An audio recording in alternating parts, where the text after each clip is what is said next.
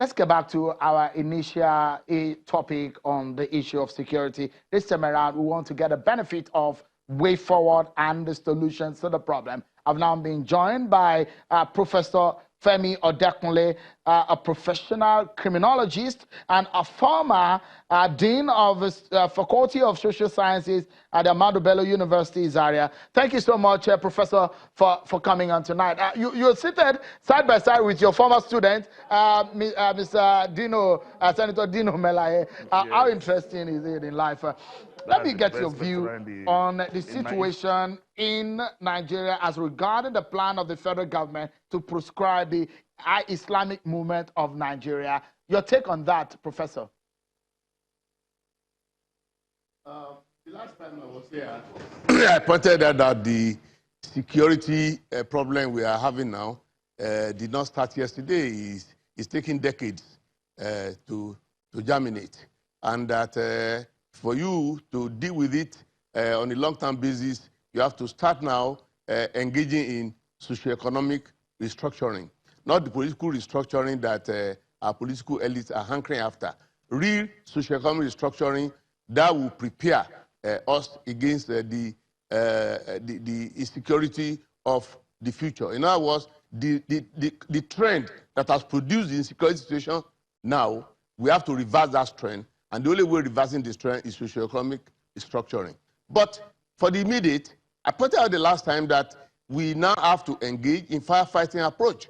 That the fact that a community has been unsanitary, has been defecating all over the place, has been urinating all over the place, has been eating bad food, and therefore they are now experiencing cholera, does not mean, and then you are going to now sanitize and reverse the unhealthy environment, does not mean you won't have to deal with the cholera. You have to quickly apply antibiotics and other emergency situation to fight the cholera. That is that situation we are in now. The federal government must take the position that we are at war.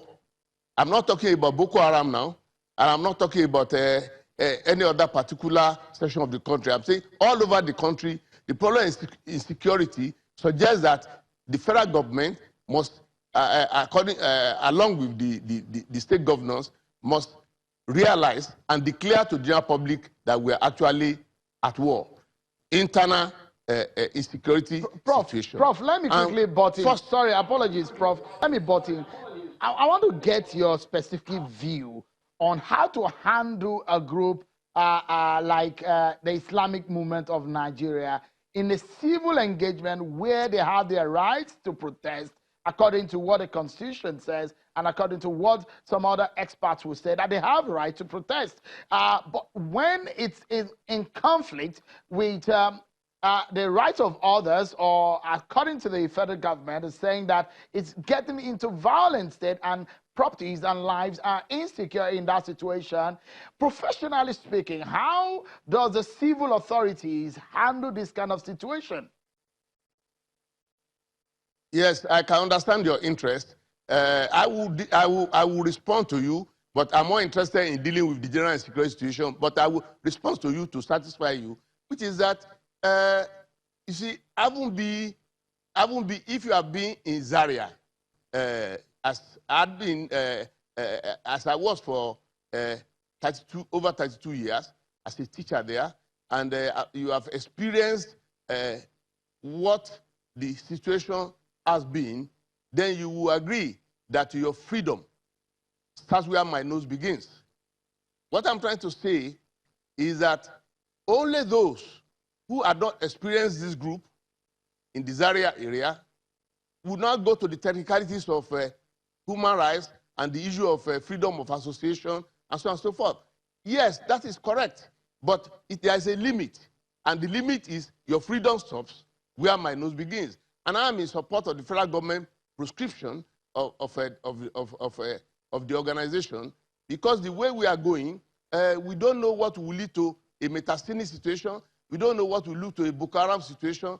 We don't know what will create further problem of security or the last scale that will lead to something almost amounting to civil war.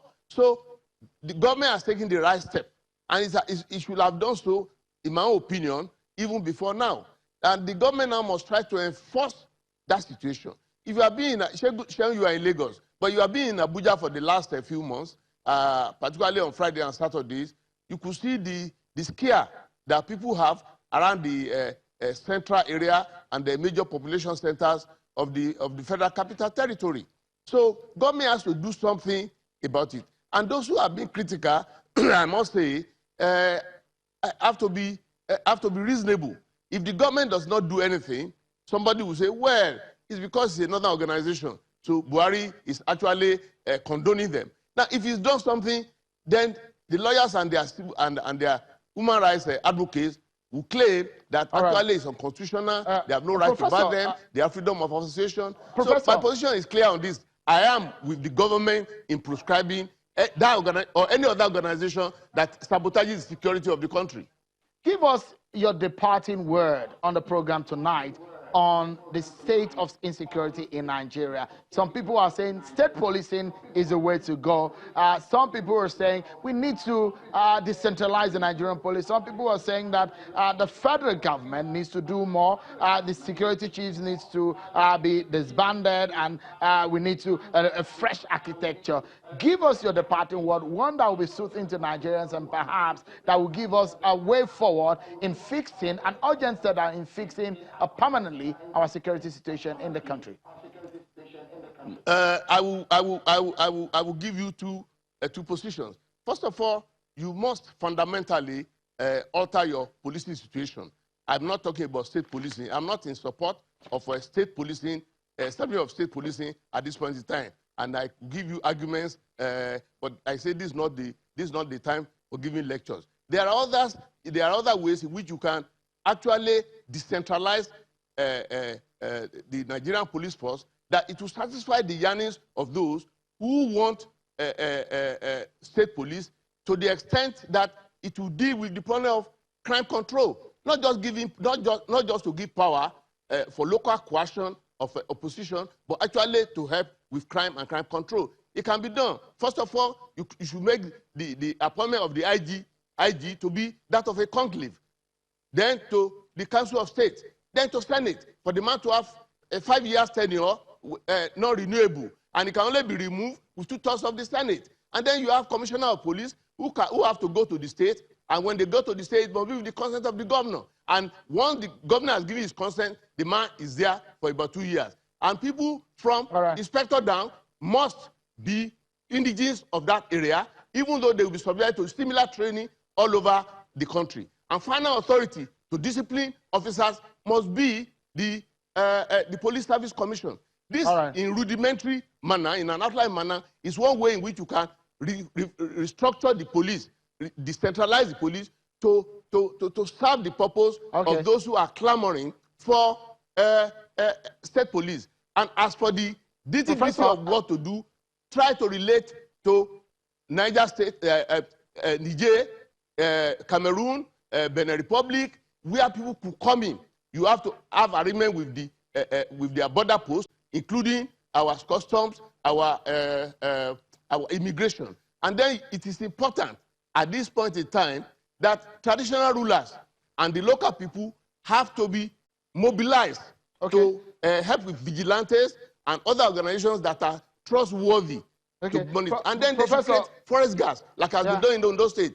They need to create forest guards. Okay, we must leave it at that.